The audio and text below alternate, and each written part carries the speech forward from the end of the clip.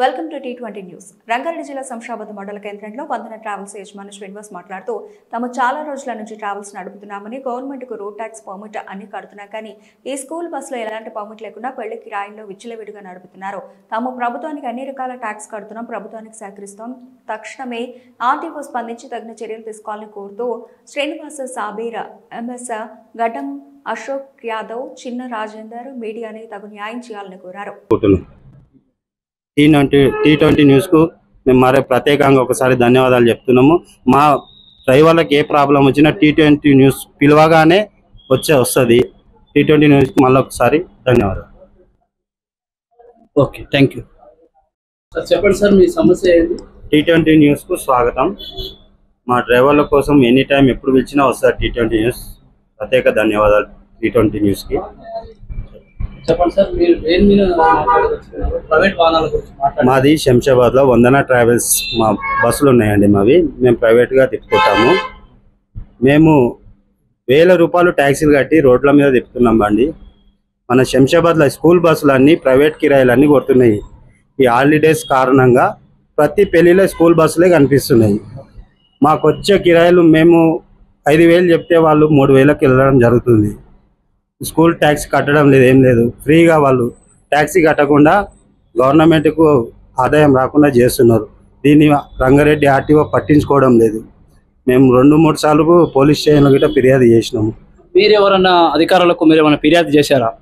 మన రంగారెడ్డి ఆర్టీ ఆఫీస్లో మేము ఫిర్యాదు చేసినాం, వినతి పత్రం గిట్ట ఇచ్చినాం. అయినా ఎవరు పట్టించుకోవడం లేదు. మాకు దీనివల్ల చాలా ఇబ్బందులు ఎదుర్కొంటున్నాం. ట్యాక్సీలు కట్టలేకపోతున్నాం ప్రైవేట్ వాళ్ళు. ఇక్కడ ఎయిర్పోర్ట్ దగ్గరలో ఉన్నది. ఎయిర్పోర్ట్లో గిట్ట ప్రైవేట్ క్యాబులు విచ్చలవిడిగా కిరాయిలు కొడుతున్నాయి. ఎవరితోటైనా మాట్లాడదామంటే ఎవరు రెస్పాండ్ అవ్వడం లేదు.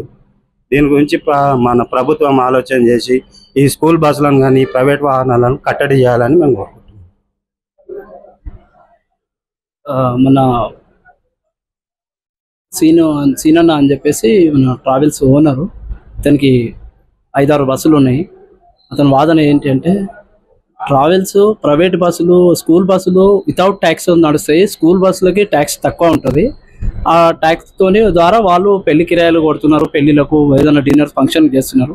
మేము ప్రత్యేకంగా 1000 ట్యాక్సీలు కట్టి గవర్నమెంట్కి మేము వాహనాలు తిప్పుతున్నాం కాబట్టి మాకు ఎలాంటి లాభాలు లేవు. కాబట్టి దీన్ని కట్టడి చేయమని చెప్పేసి ఆర్టీఓ అధికారులని కోరుతున్నారు. లాస్ట్ వాదన మీరు ఏమంటున్నారు సార్? మాకు వెంటనే ఆర్టీఓ అధికారులు స్పందించి ఈ ప్రైవేట్ వాహనాలను తనిఖీ చేసి కట్టడి చేయాలని మేము మా డ్రైవర్ యూనియన్ తరపు నుంచి కోరుకుంటున్నాము. ఇట్లా చాలా మంది ప్రైవేట్ ట్రావెల్స్ ఓనర్లు చాలా నష్టపోతున్నారు.